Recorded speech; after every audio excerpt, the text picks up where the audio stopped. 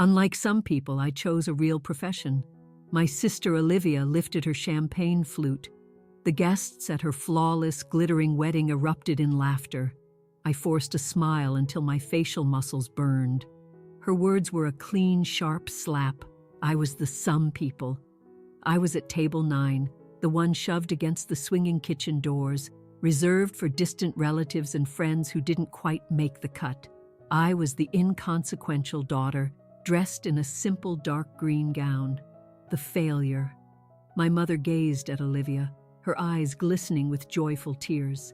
My father was beaming, bursting with pride for his daughter, the attorney. They didn't know.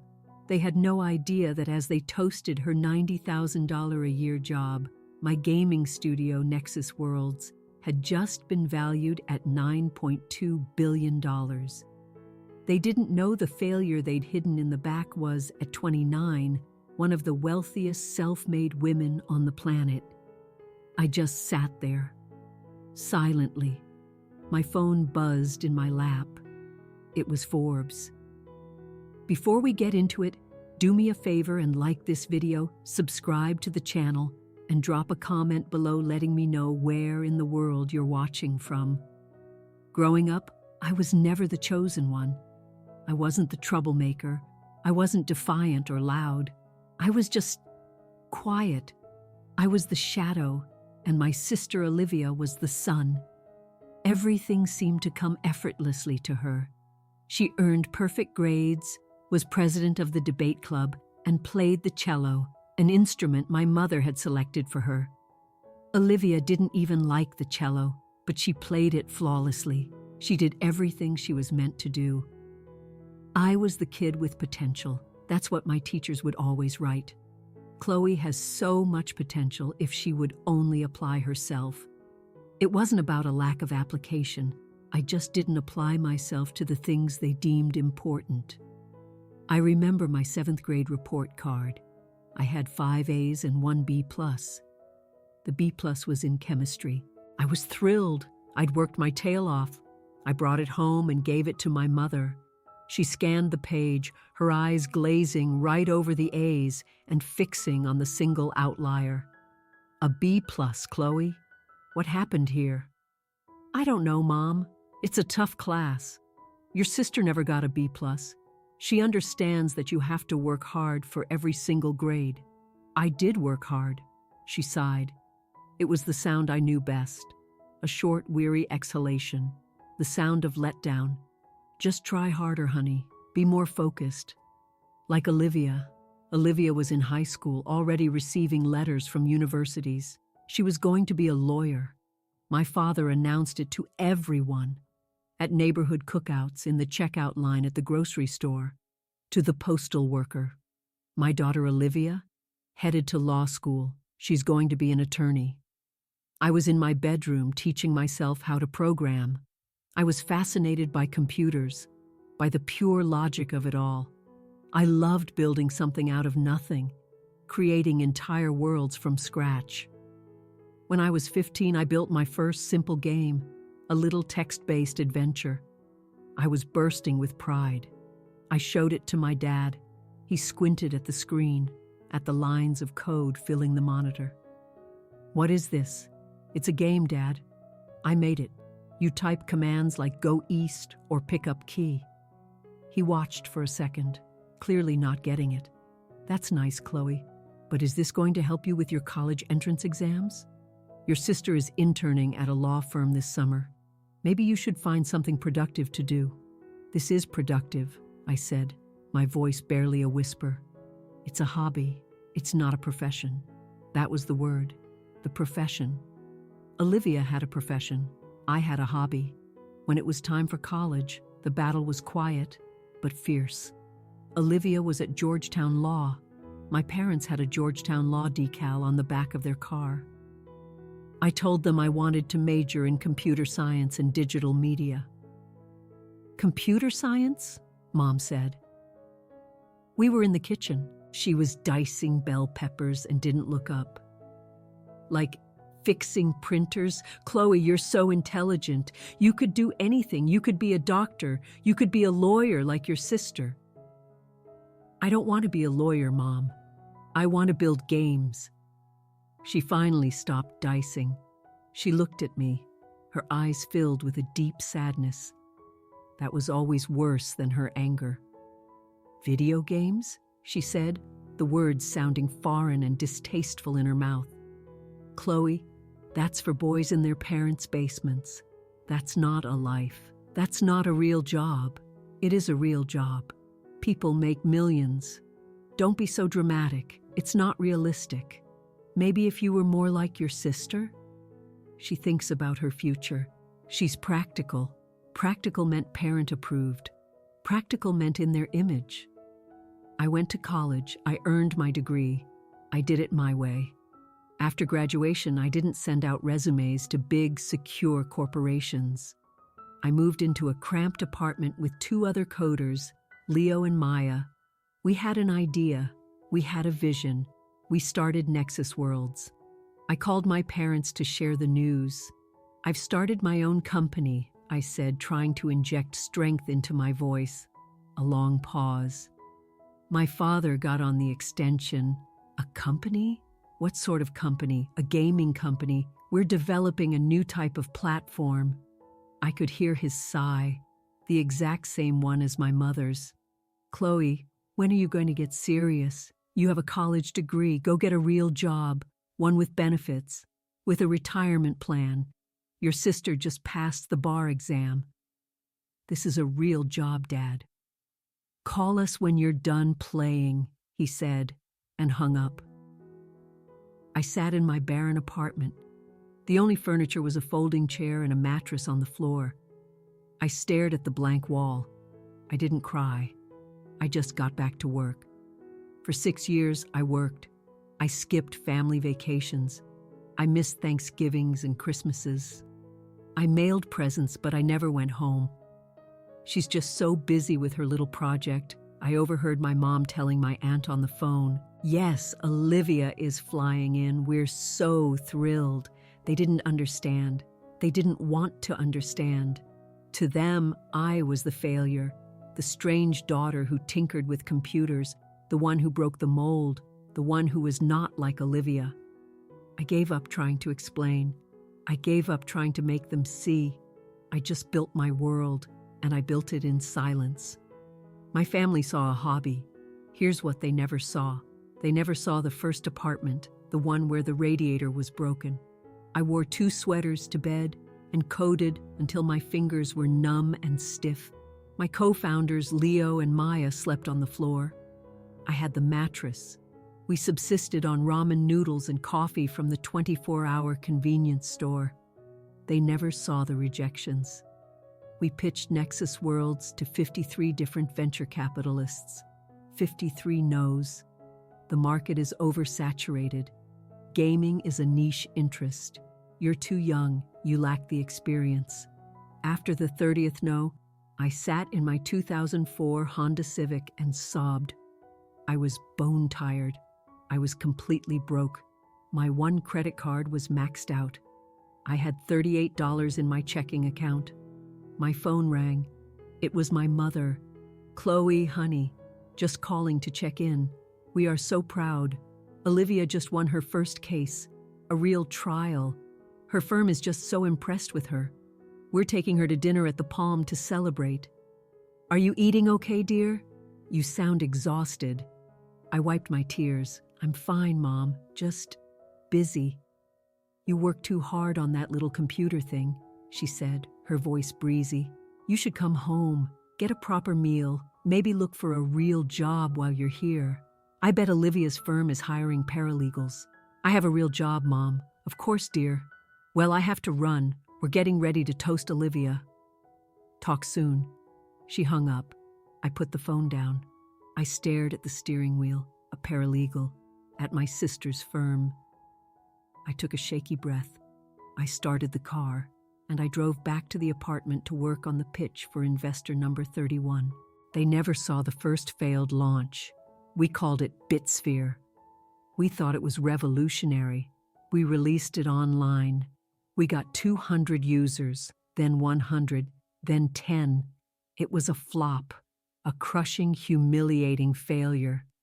We had spent all our money, the small bit of seed funding we'd managed to beg for. It was gone. Leo looked at me. Chloe, I think we're done. Maya was openly crying. I looked at the server invoice. I looked at our empty bank account. I felt nothing, just cold emptiness. No, I said, my voice quiet but firm.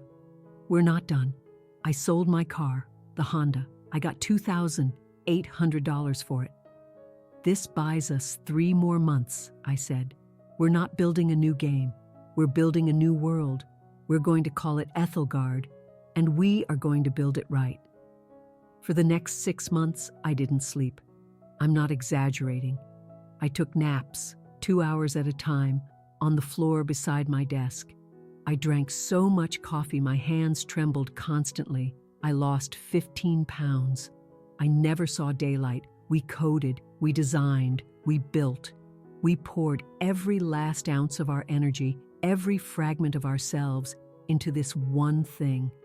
We launched Ethelgard on a Tuesday at 3 a.m. We watched the user count, 100, 1,000, 10,000. By 7 a.m., we had 50,000 users. The server crashed. It was the greatest moment of my life. We fixed it. By the end of that week, we had 1 million active players. My family never saw any of this. They never saw us move out of that tiny apartment and into a real office, a small, windowless room, but it was ours. They never saw me hire our first employee, then our 10th, then our 100th. They never saw the first huge check from an investor, the same one who had rejected us a year prior. They never saw me fly to Seoul to open our Asian headquarters. They never saw me on the cover of Wired magazine. I didn't bother sending them a copy. They never saw the sleepless nights, the 100-hour work weeks, the high-stakes deals, the stress, the exhaustion, the panic attacks in the office bathroom, and the quiet, fierce pride of building something that actually mattered. By the time I was 29, Nexus Worlds had over 1,200 employees. We had offices in 4 countries. Our flagship game, Ethelgard, had 85 million daily players. We were a behemoth. 2 weeks before the wedding, our board held a valuation meeting. We were preparing for a new round of strategic funding. The final number came in. Nexus Worlds was valued at $9.2 billion. My majority stake was worth over $2.4 billion. I was a billionaire. I sat in my glass-walled office, looking out over the city skyline. I looked at the report, $9.2 billion. I thought I would feel something. Elation, relief, triumph. I just felt tired. I went home to my penthouse. I made a cup of tea. I called home. It was 2 weeks before Olivia's wedding. My dad answered, "Chloe." "Good, good. Listen, about this wedding. Your sister's registry is still, well, people haven't purchased the big-ticket items. Your mother and I were thinking, maybe you could."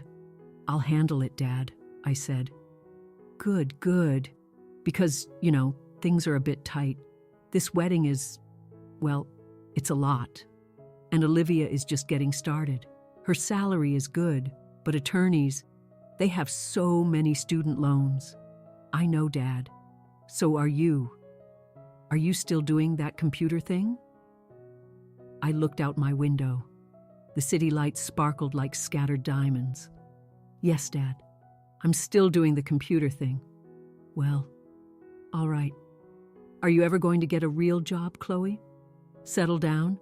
Your mother worries. I have to go, Dad. I'll see you at the wedding." I hung up. I had learned to exist in 2 separate realities. In one, I was the CEO of one of the fastest-growing technology companies on the planet. In the other, I was just Chloe, the disappointing daughter, the one who wasn't like Olivia. I learned to smile, to stay quiet, to let my success flourish in silence. It was just easier that way. Olivia's wedding was not her creation. It was my mother's. It was the physical embodiment of everything my mother equated with success. It took place at a 5-star resort overlooking the Pacific. There were massive gold chandeliers, crystal champagne flutes, and a string quartet playing Vivaldi by the cliffside. There were 200 guests, all of them important. Lawyers, doctors, judges, old money families. I arrived by myself. I had parked my own car, a simple black Tesla, because I dislike being flashy. The valet glanced at my car, then at the lineup of Bentleys and Porsches, and shrugged. I walked inside. My mother rushed toward me, wearing a champagne-colored gown that cost more than my first car. "Chloe, you're here," she exclaimed, a little too loudly. She scrutinized my dress. It was a simple, elegant, dark green silk gown. It was couture and had cost $12,000. To her, it just looked plain. "Oh, Chloe. That's simple. You look nice, but," she fussed with my hair. "You couldn't have. Never mind, just try to smile." She was glancing over at Olivia's new family, the in-laws. They were old money, the type of people who owned city blocks. My mother was desperate to impress them. "Mom, I look fine." Yes, Olivia's in-laws are here. They're just wonderful. He's a federal judge. His wife is on the board of the art museum. So impressed with Olivia. They just adore her. She didn't introduce me. She just steered me away. "Your table is over there, number 9, near the back. It's a good spot." I knew what table 9 meant. I walked over. It was, as I'd anticipated, directly beside the swinging door to the kitchen. I sat with a second cousin I hadn't seen in a decade, 2 of Olivia's old college friends who hadn't made the real friends table, and an elderly neighbor. I sat there. I watched the wedding. Olivia was stunning. She looked like a princess in her enormous gown. My father walked her down the aisle, his chest puffed out with pride. I watched him give her away. He was crying. "My daughter," he whispered to her new husband. "My daughter, the lawyer. She's made me so proud. She's achieved so much." He has 2 daughters. I sat at table 9. I felt invisible. I felt like a ghost. The ceremony concluded and the reception began. The dinner was ridiculously fancy, tiny portions of food with names I couldn't pronounce. I listened to the small talk at my table. "So, Chloe," the distant cousin asked, "what is it you do?" I never know how to answer this. "I'm in tech," I said. "Oh, like IT, fixing printers? That's a good, stable job." "Something like that," I said and smiled. It was just easier. Then the toasts started. My father stood up and gave a long, rambling speech about Olivia's first debate victory, her acceptance into Georgetown, her passing the bar. "I am the proudest father in the world," he declared, raising his glass. "To Olivia, my successful, brilliant daughter." The room cheered. Then Olivia stood up. She looked perfect. Her makeup, her smile, everything was flawless. She raised her glass. "Thank you, everyone. Thank you, Mom and Dad." Her eyes scanned the crowd, passing right over me. "Thank you for always supporting me, for pushing me to go to law school, for supporting me through the bar exam." She smiled, a little private joke. "Unlike some people, I picked a real profession." The front tables roared with laughter. Her lawyer friends, her in-laws, my parents. My mother and father laughed. They nodded. They agreed with her. It felt like a punch to the gut. No, a slap, sharp, stinging, and public. She was mocking me, at her own wedding, in front of 200 people, and my parents were laughing. I smiled. I smiled until my face ached. I stared at the floral centerpiece. I felt the heat rising in my cheeks, the old, familiar sting behind my eyes. I would not cry. I would not give them the satisfaction. I just sat there, the unimportant daughter, the family failure, the girl at table 9. My phone vibrated in my lap. I glanced down, not caring what it was, just needing something to look at. It was a text message from the editor-in-chief at Forbes. I had done an interview and photo shoot weeks ago for what I was told was a Women in Tech feature. The text was brief. "Chloe, we're pushing it live. Profile goes up in 20 minutes. Congratulations, P.S. We went with the billionaires list angle. Stronger story. Hope that's okay. You're the cover." I stared at the words. Billionaires list, cover, 20 minutes. I looked at the time, 9:40 p.m. That meant 10 p.m. I looked up. Olivia was still beaming. The crowd was still toasting. They had no idea. I had no idea. I didn't know that the timing of that single text message, that one article, was about to detonate the entire night. The next 20 minutes were the longest of my life. The string quartet resumed playing. People were eating dessert, tiny cakes adorned with gold leaf. I just sat, staring at my water glass, feeling nauseous. This wasn't supposed to happen. Not here. Not like this. I had kept my life private for a reason. I didn't want the fame or the attention. I just wanted to build. And I didn't want this confrontation. This was Olivia's day, the day my parents had dreamed of, and I was about to incinerate it. My heart was hammering against my ribs. 9:55 p.m. I considered just leaving, just standing up, walking out the door, and vanishing. But where would I go? I was trapped. 9:59 p.m. I held my breath. 10 p.m. The music played. Nothing. Maybe it was delayed. Maybe it wouldn't be a big deal. Maybe no one would even see it. Then it started, a single phone buzz. Across the room, at a table of Olivia's lawyer friends, a man looked at his phone. His eyes widened. He stopped chewing. He grabbed the arm of the woman beside him and showed her the screen. She covered her mouth. "Oh my God," she whispered. Then they both looked directly at me. At table 9. I wanted to crawl under the table. Then another buzz, and another. It was a wave, starting slowly. A guest near the front, one of the important ones, glanced at his phone. He frowned, read it, then looked up. He looked at my father, then he looked at me. His expression was a mixture of shock and disbelief. The whispers began. "Is that Olivia's sister?" "No, it can't be. Look, it's her. Chloe Hayes says she's 29 billion with a B." The atmosphere of the room shifted. The happy chatter died down. The clinking of forks ceased. The ripple was moving faster now, phones lighting up on every table like a virus, like a fire spreading through dry grass. Everyone was looking at their screen and then looking at me. The girl they had ignored all night. The girl in the simple dress by the kitchen door. The ripple hit the head table. It hit the VIPs. Olivia's new father-in-law, the judge, frowned at his phone. He must have had an alert set for financial news. He read it, then leaned over and slowly, deliberately, showed the screen to my father. I watched my father's face. It was like watching something in slow motion. He was still smiling from Olivia's toast, that proud, happy smile. He squinted at the phone. The smile melted. It didn't just fade. It melted off his face. His jaw went slack.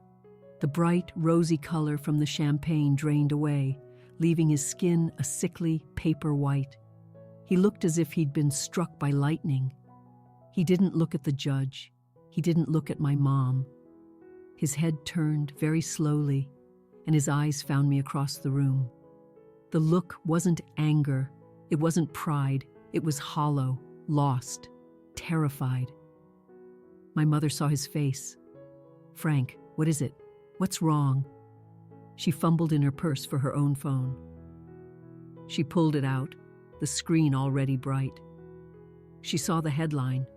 Her hand, the one with the large diamond ring, flew to her throat. Her lips trembled. She whispered my name. Chloe. It wasn't a question. It was a gasp. The string quartet sensed the shift. The music faltered. One violin screeched a sour note, then went silent. The entire room, all 200 people, fell completely quiet. The only sound was the swinging of the kitchen door. Swoosh, swoosh. And in that terrible, crushing silence, there was Olivia. She was still standing, champagne glass in hand, her perfect smile frozen into a mask. She hadn't seen a phone. She just saw her new husband staring, her in-laws staring, her parents staring. "What is it?" she said with a nervous little laugh. "What's wrong? Mom? Dad?" No one answered. She followed their gaze, everyone in the room staring at me. Her smile finally shattered. Her face twisted into confusion. "Chloe," she said, "what did you do?" The silence in the room was a living, breathing entity. It was heavy, pressing down on me. 200 pairs of eyes were fixed on me, the girl from table 9. "Chloe," Olivia said again, her voice sharper now. "What is going on? What did you do?" I looked at my father. He was still standing, his hand gripping the back of his chair as if to hold himself up. "Dad," I said. My voice was calm. It surprised me how steady it was. He opened his mouth, but no sound came out. He tried again. "Chloe, is this thing on the internet? Is it true?" I stood up. My knees felt weak, but I locked them. I pushed my chair back, the legs scraping faintly on the polished floor. The sound was deafening. I was no longer the girl hiding by the kitchen door. I looked at my father, then at my mother. "Yes," I said, my voice carrying across the silent room. "It's true." But how?" my father stammered, shaking his head. "It says billions." He said the word like it was poison. "It says youngest self-made billionaire." That's a joke, right? This is some kind of prank?" "It's not a prank, Dad." "But video games?" he said, his voice desperate, begging me to make it make sense. You play with computers. It's a hobby. It's not just games, Dad," I said, keeping my voice soft but clear. "A company. It's called Nexus Worlds. I started it 6 years ago. The company you called my little computer thing." I saw the memory register in his eyes. He flinched. "It employs over 1,200 people," I continued. "We have offices in 4 countries. We have 85 million daily players. It's real, Dad. It's real work." "No," my mother whispered, reading the article on her phone, her finger tracing the words. "It says, Chloe Hayes, founder and CEO." She looked up at me, her eyes wide with a strange, terrified light. "It says, net worth $2.4 billion. 2.4 billion? The room let out a collective gasp, a single sharp intake of breath. The judge, the in-laws, their faces were ashen. They were staring at my mother, then at me. They had just laughed at me. They had just toasted the real profession, while the wealthiest person in the room sat by the kitchen. "It's 2.4 billion based on today's valuation, Mom," I said, as calmly as if discussing the weather. The new funding round just closed. Olivia finally moved. She dropped her champagne glass.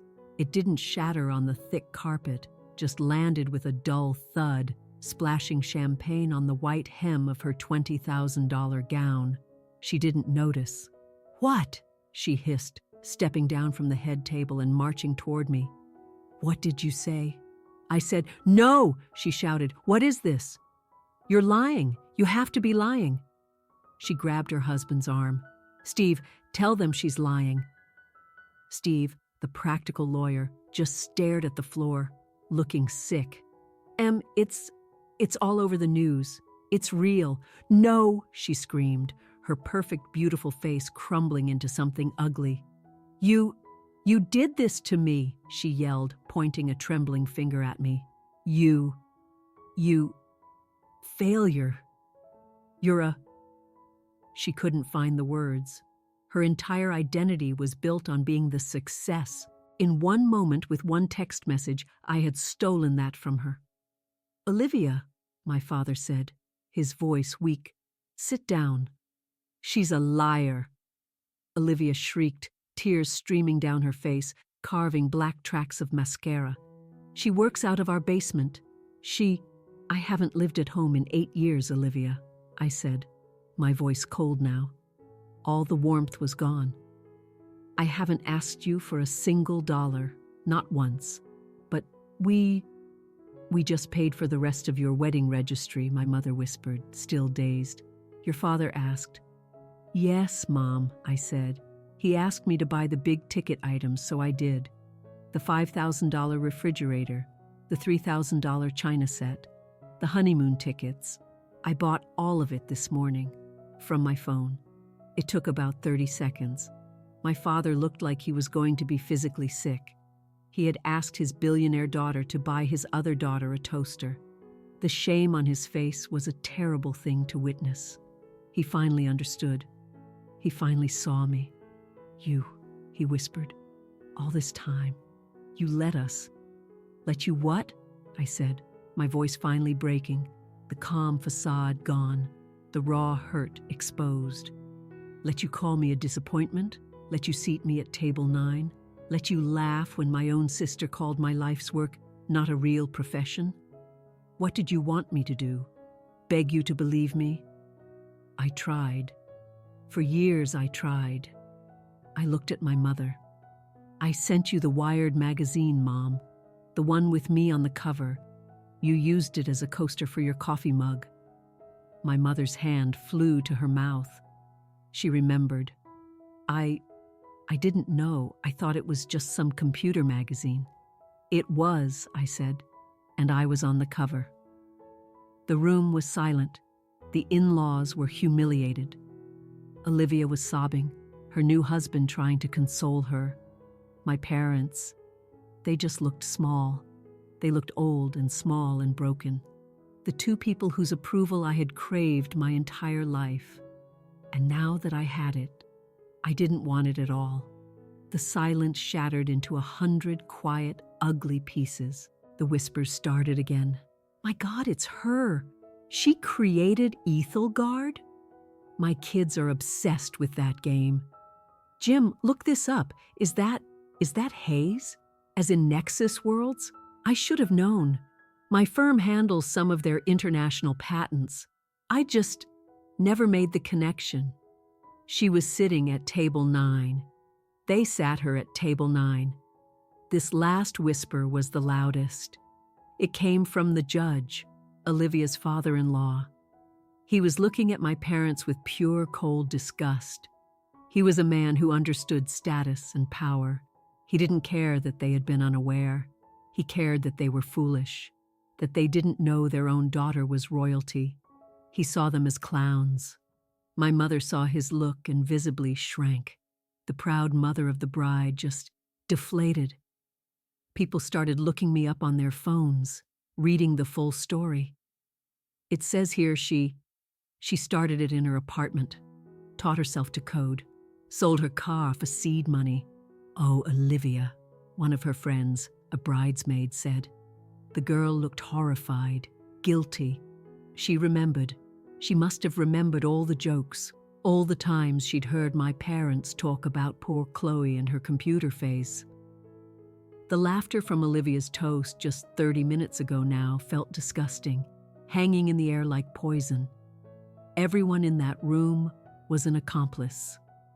They had all laughed, they had all agreed, and the failure was the most successful person any of them would ever meet. Then, the shift turned to me. The same people who had walked past my table without a glance were now trying to catch my eye, offering small, hopeful smiles. A man in an expensive suit, one of my father's important friends, raised his glass to me from across the room with a small, respectful nod. He was an investment banker. He knew exactly what $2.4 billion meant. Another woman, one of my mother's friends, started walking toward me. "Chloe, darling, I had no idea." I put my hand up, just a small gesture. "Please, not now." She stopped, looking embarrassed, and retreated to her seat. The power in the room had tilted, so fast it made me dizzy. It had been Olivia's. Now it was mine. My father was still standing, looking at the floor as if counting the threads in the carpet. He looked up, his eyes red. "Chloe, why?" It was a whisper. "Why? Why didn't you tell us?" I felt a cold, sharp blade of anger, the first real anger of the night. It was so much easier for him to ask that. "Why didn't you tell us?" As if it was my fault, my secret, my lie. So much easier than asking the real question, why didn't we listen? "I did," I said, my voice low. "I told you. No. Not like this, not billions. I told you when I started my company. You told me to stop playing and get a real job. I told you when I hired my first employee. You asked if Olivia's firm needed a paralegal. I told you when we moved into our first office. You complained that I was missing Thanksgiving. I told you when I got my first round of funding. You said, 'That's nice, dear,' and changed the subject to Olivia's grades." I took a step toward him. "I have been telling you, my whole life. I have been shouting. You just didn't want to hear it." I looked at my mother. "You didn't want a daughter who built worlds on a screen. You wanted a daughter who argued in a courtroom." My mother started to cry, not quiet, pretty tears, but loud, ugly sobs. We're so sorry. We're so proud. We love you." It was a lie. Or it was a truth that had arrived 6 years too late. They weren't proud of me. They were proud of the number, of the Forbes headline, of the judge's newfound respect. They didn't love me. They loved what I had. The wedding was over. The music was dead. The food cold. Olivia's husband, Steve, looked at me, pale and shaken. "Chloe," he said. He was a practical man, a lawyer. My parents, they're very impressed. They would like to talk to you." He was already trying to fix it, to build a bridge, to get on the good side of the new power. "I'm sure they would," I said. I looked at Olivia, a mess of white lace and black mascara, staring at me with empty eyes. I looked at my parents. They were broken. I picked up my small clutch purse from table 9. "I have to go," I said. "No, Chloe, wait," my father said, lunging toward me. "Please, don't go. We need to talk. We need to fix this." "There's nothing to fix, Dad," I said. "It's just true." I walked away. I walked past the head table, past the beautiful, untouched 5-tier wedding cake. I walked past the whispering guests. No one tried to stop me. I walked out of the ballroom into the cool night air, and I never looked back. I didn't get far. I made it to the lobby, my hands shaking so hard I couldn't hold my phone to call for my car. I just stood by the huge glass doors, breathing in the cold night air. It felt good. I heard the sharp click-clack of heels on the marble floor behind me. "You?" The voice was as sharp as glass. I turned. It was Olivia. She had ripped the long train off her dress. Her hair was coming undone, and her eyes were red and swollen. She looked feral. "You ruined it," she hissed. "Olivia, I didn't plan this. You ruined my wedding," she shouted, causing a few guests from another party to turn and look. This was my day, my one day. "And you couldn't just let me have it, could you?" The article was a surprise. "I didn't know." "Liar," she spat. "You knew. You timed it. You've always been jealous of me." That almost made me laugh. It was so absurd. "Jealous?" I said. "Jealous of what, Olivia? Your law degree? Your real profession?" "Yes. You were always in your room with your stupid computers. You were the weird one. I had friends. I had boyfriends. I had mom and dad. You had nothing." "I had my work," I said. "Your work?" she sneered. You play games, Chloe. You're a child. I'm a child, I said. Who just paid for your entire wedding? The one you're currently standing in. Her face went white. I'm a child who just humiliated your new in-laws, the ones you were so desperate to impress. Shut up. I'm a child who just became the most important person in our family. A family that 5 minutes ago thought I was a failure. I said, "Shut up," she screamed and lunged at me. She tried to slap me, but I caught her wrist. I'm not strong, but the surprise of it, the cold shock, was enough. I just held her there. Her arm was thin in my hand. We stood frozen, her panting with rage, me just holding on. You are so angry, I said, my voice very, very quiet. But you're not angry at me, Olivia. I hate you, she sobbed. I hate you. No, you don't. You hate that you did everything right. You hate that you followed every single rule. You went to the right school, got the right job, married the right man. You were the perfect daughter. I let go of her wrist, and I'm the one who won. She crumpled. All the fight drained out of her.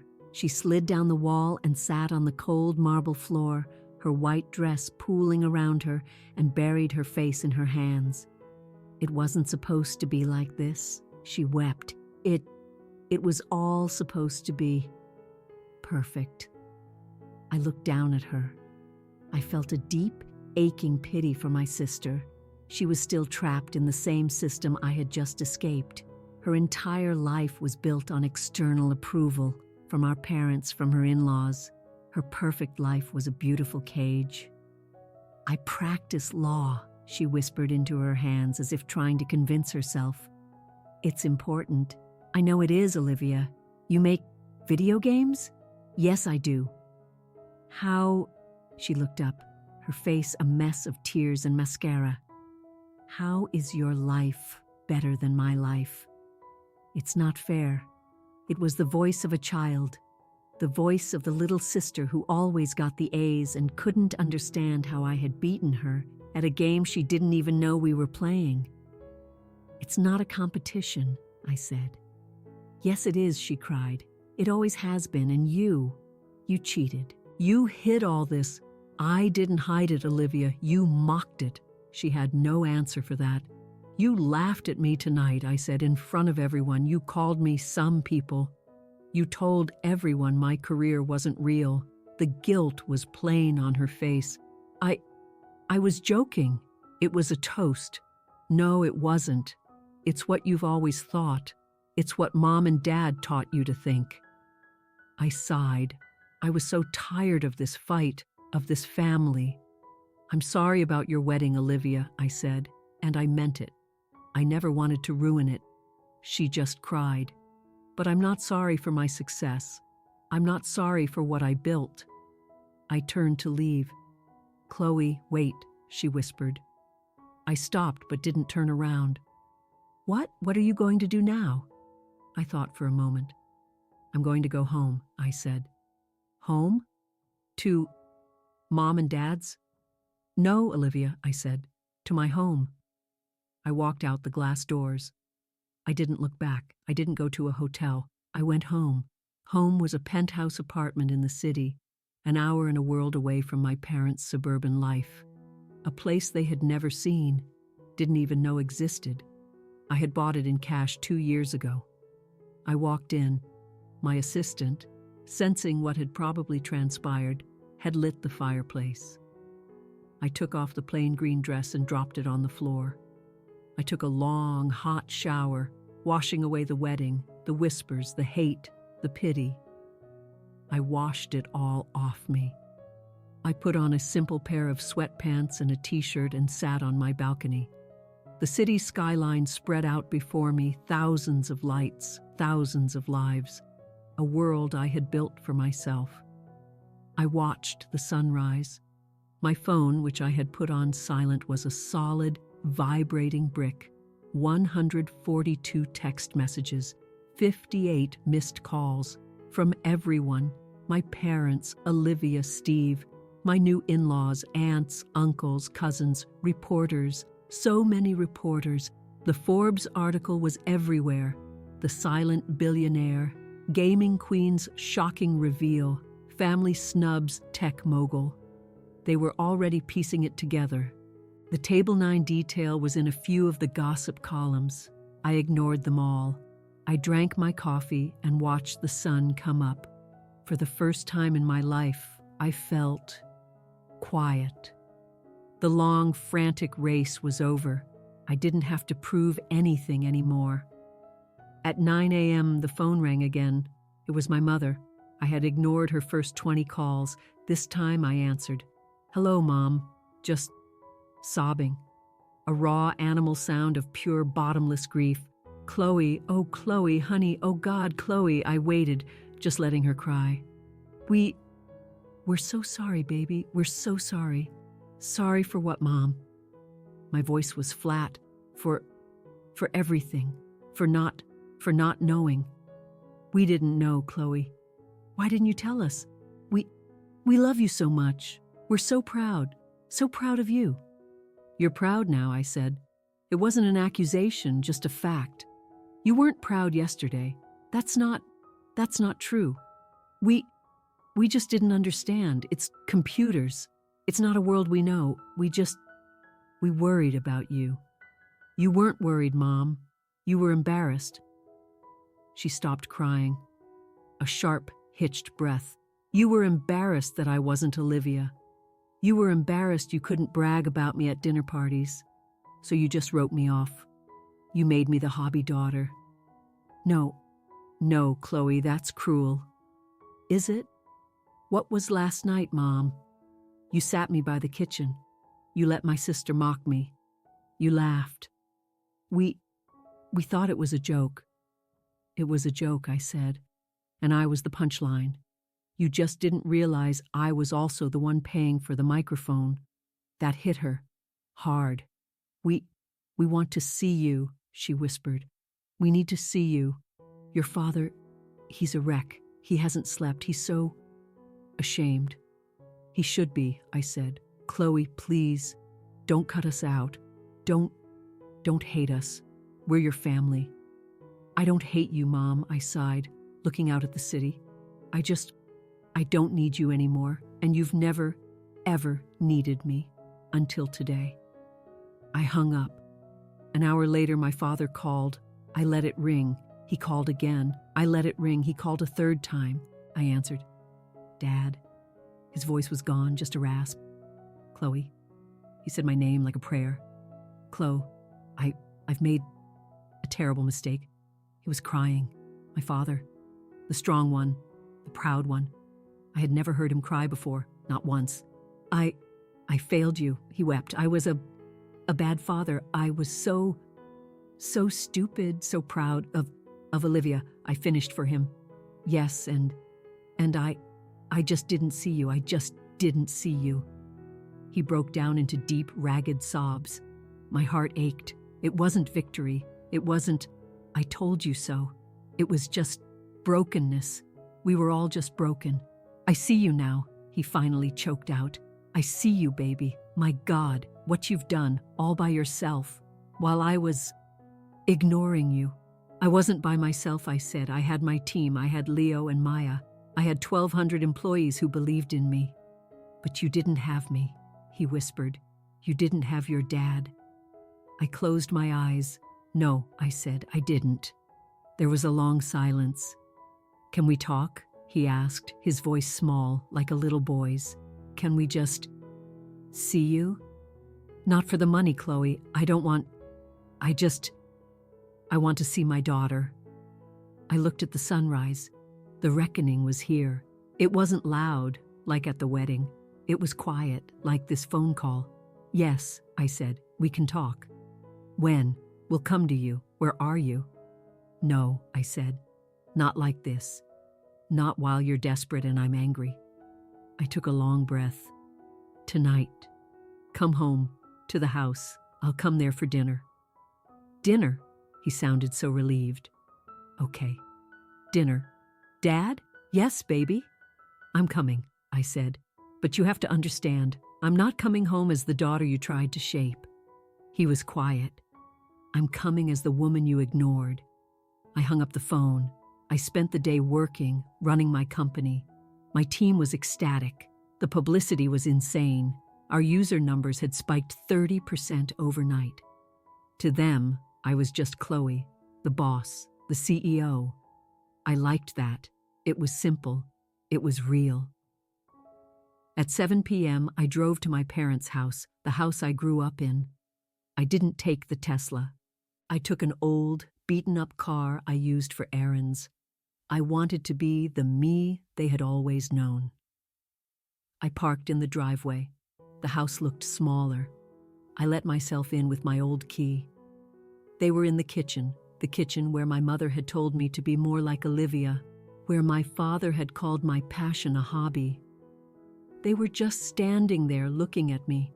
They looked older. My mother's face was puffy from crying. My father's eyes were red. He looked like he had aged 10 years. My mother walked over and just touched my arm. "You're here, I'm making pasta," she said. "Your old favorite." We sat at the small kitchen table. The three of us. It was so awkward. We ate in silence. It was unbearable. Finally, my father put his fork down. "We read all the articles," he said. "I'm sure you did." "We had no idea," my mother whispered. The 53 rejections, the cold apartment. You sold your car." "Yes." "You were all alone," my father said, "and you never called. You never asked for help." "Would you have given it?" I asked. It was a real question. "Would you have given me $50,000 for a video game idea? Or told me to come home and get a real job?" He couldn't answer. He just looked down. He knew the answer. "I did it because you didn't believe in me," I said. "I did it to prove you wrong." "Well," my father said with a sad small smile, "you did, Chloe. You won. It wasn't a game, Dad," I told them. For the first time, I told them everything.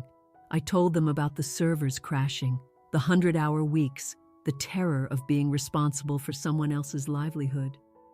I told them about the trip to Seoul, the billion-dollar valuation meeting. I told them my story, and for the first time, they listened. They didn't interrupt or change the subject to Olivia. They just listened. Not to my title or my bank balance. They listened to my voice. After an hour, I was done, empty. My mother was crying, but quietly now. My father just nodded. "Thank you," he said, "for telling us." "Olivia," my mother said, She's not good. She feels like you took something from her." I looked at my mother. "You always wanted me to be more like Olivia," I said softly. She met my eyes. "Now," I said, "Emily wants to be more like me." It was the simple, hard truth. I stood up. "I have to go. Will you come back?" my mother asked, desperation in her voice. "I don't know, Mom." I walked to the door and looked back at them, two small, sad people in a kitchen. I didn't feel anger or revenge. I just felt peace. I had spent my entire life trying to get them to see me. And now they did. It would never be perfect. But it was closure. They had taught me that respect was earned by fitting in. I had proved it was earned by being real. I was real, and I was free. If you've ever been the one no one believed in, if you've ever been the one in the corner at the back table, if you've ever been the shadow, keep going. Don't wait for them to see you. Don't wait for their approval. Go build your world. Go build your empire. Let your success be the noise. Let your work be the proof.